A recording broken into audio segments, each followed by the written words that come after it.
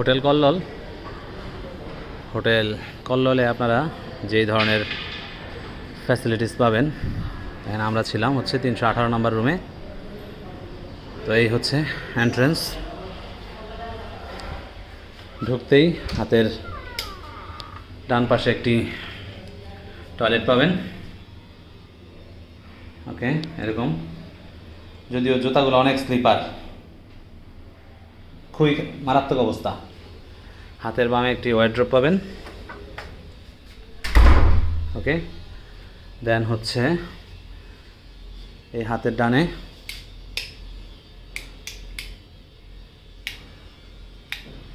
পাবেন হচ্ছে দুইটা বেড, 2জন বা 3জন করে থাকতে পারবে। ওয়ালগুলা খুব সুন্দর করে সাজানো, লাইটিং টাইটিং। একটা এসি পাবেন, একটা ফ্যান পাবেন,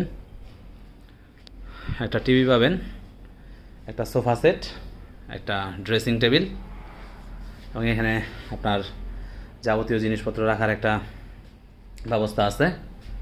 তো এগুলো সাধারণত সোফা হিসেবে ইউজ হয় না, আমাদের জিনিসপত্র রাখতেই।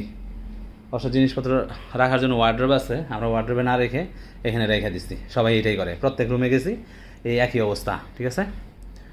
তো এ দেখেন, এরকম একটি সাজানো, এর চেয়ে বেশি সাজানো গোছানো পাবেন।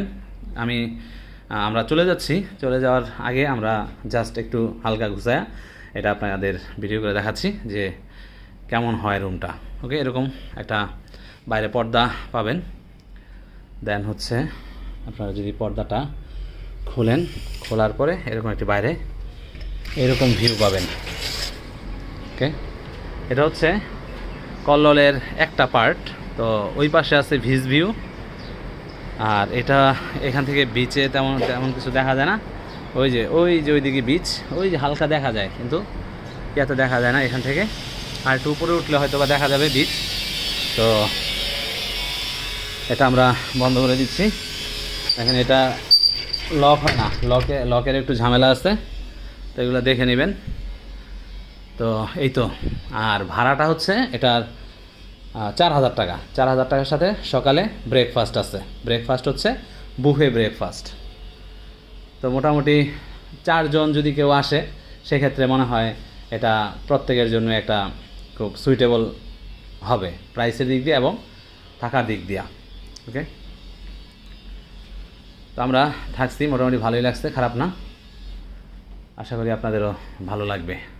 ধন্যবাদ।